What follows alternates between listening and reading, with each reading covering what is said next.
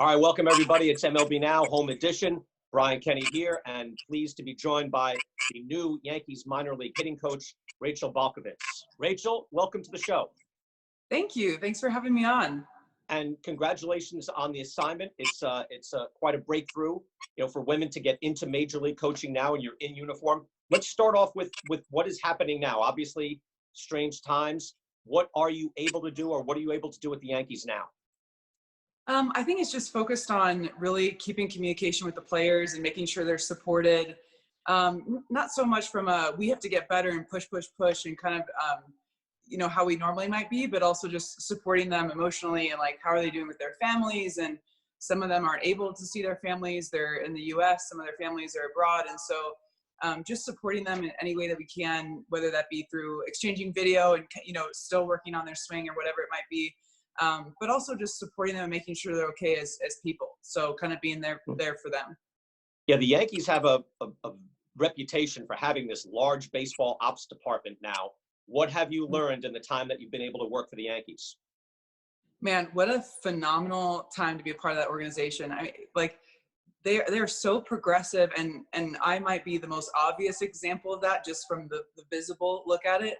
But also just in the hires they're making in player development and the way the player development environment is structured, to where there's a lot of like specificity going on, and there's specific coaches for certain positions, and hiring in different areas than I've seen before. I mean, no secret, Sam Breen from Driveline was hired last year, and even my boss Dylan coming over from the Astros is a bit of a non-traditional hire. And so I might be a non-traditional hire that's very obvious, but there's also a lot of other really progressive things going on in the organization, and I'm learning a ton simply from that fact alone.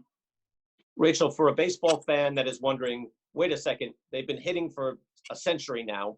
What is there to learn now? Like, give a fan an idea of what is being done now in this new age with all these new coaches. So I think, we're in a really fascinating time where there's kind of this window of the technology bubble. I mean, we can't even credit baseball or sports or anything. This is the world, right? This is internet. And then you're seeing all of these tech companies pop up, and maybe some technology that's been applied to other areas is now being applied to sports. And so we're seeing these things pop up in the last 5 to 10 years, really closer to the 5-year mark. So it's really new. And so even the players that are actually playing professional baseball may have not had experience with this technology. So it's kind of opening up doors for other coaches in other realms like college, or even myself with a kinesiology background and going and working at Driveline and doing kind of a more research-based background. It's opening up doors for opportunities for different types of coaches rather than just somebody who has played for a very long time and then gets out and coaches, although there's obviously a lot of value to that as well. So I think we're trying to find basically that mix of like, there's all this technology coming in, not just to sports, but just into many industries, and who can best take that technology and turn it into information that's useful for development. That's really what you're seeing. I think it's not necessarily that I don't want to take the credit for baseball, but it's not just baseball. It's the whole world adapting to this technology age. And what is the reaction to you as a female coach in this formerly all-male world?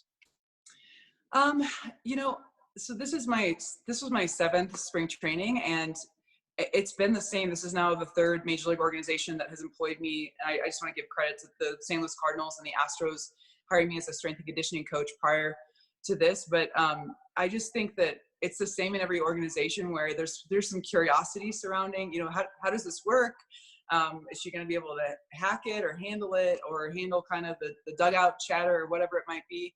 And it's always the same, where I think there's a initial very, very short period of time that's an adjustment period for everyone. And I just allow that time. And then really quickly after that, it's like, okay, what do you know? Are you passionate? Are you consistent? Do you show up every day wanting to help me? And if you can help me, then I don't even care anymore. So I think that is a very short period of time, that it's just an adjustment period, and it's change. This is how change looks. I don't like change. You don't like change. We all have our adjustments that we have to make in our lives. And sometimes it's a little difficult just because I literally am the change. So maybe that awkward adjustment period of getting over it is directed at me. But I think relatively speaking, I've had hugely net positive experiences in my past 6 years in professional baseball. And it's been really positive with the Yankees, and I expect that to continue. Well, that's great to hear. I know you're on the cover of Baseball Digest, you and Alyssa Nakin of the San Francisco Giants, who's a Mhm. major league coach. What was that like to know that that was happening and to see that? I mean, again, I go back to like, that's great for, Alyssa and I. It's fun, but it just causes a lot of reflection on where we are as a society. And, I just feel like I owe so many thanks to people like Gene Afterman and Raquel Ferreira and Kim Ing, who have been in the game for I mean, literally since I was born, they've been in the game for decades.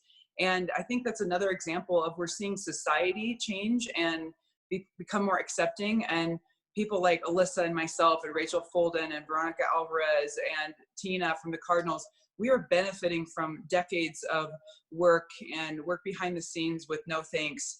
And that's now popping up and everyone's seeing that. And so it's this visible representation of a lot of the things that have been going on for a really long time. And so I just feel really grateful for the women who have come before me doing things and that are, by the way, still, and like Gene Afterman's in the Yankees organization. It's such an amazing opportunity for me.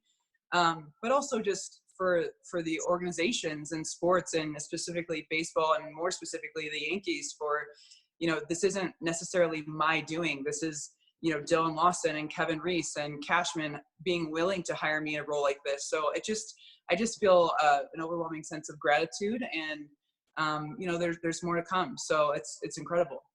I know Alyssa Nakin again. She was you're on the cover there. First time in 79 years that women in a baseball uniform have been on the cover of Baseball Digest. So it feels like, I know for your generation, it's probably more normal. I know we've had Justine Siegel on our show and how difficult it was for her to break through. So it seems like normal. Oh, sure, and you get through that time. But I know it couldn't have been ezy for you to break in either, right? How easy or difficult was that to actually come through and say, no, I'm ready to do this job?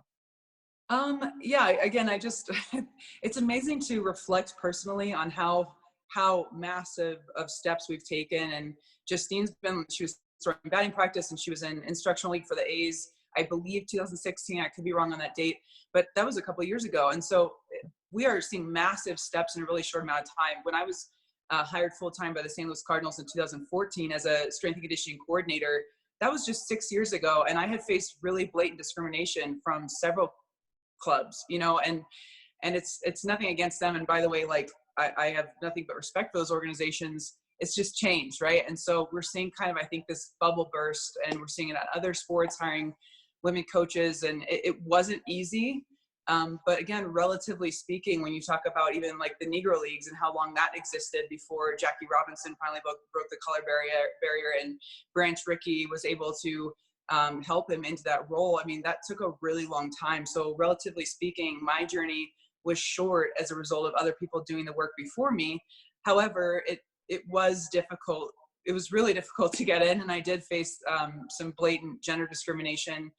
But that's just, again, I go back to the theme of this conversation, is kind of like, that's change. We're all going through adjustment to some kind of change in our life, and that's how it goes. It's not always clean. It's messy sometimes, and it's up and down. And I happily took, not happily all the time, but most of the time happily took that on, and just understood that I might have to work a little harder, do a few more internships than the normal person, be more aware of how I was presenting myself, and making some personal sacrifices. And I wouldn't trade it. I wouldn't trade it. And to be able to hopefully open up doors for women behind me, just like the doors have been opened for me, is the greatest honor and privilege. So it was difficult, but that's how it goes. And I'm happy.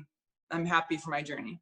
Well, again, now, right, you break through and you'll make it easier for those after you. And hopefully, we'll all go through like that change in thinking. So this is just much more normalized. And speaking of which, hopefully we'll get back to baseball. That'll be normalized. And we wish you the best of luck. Rachel, again, congratulations and best of luck with the Yankees. Thank you so much. I appreciate it.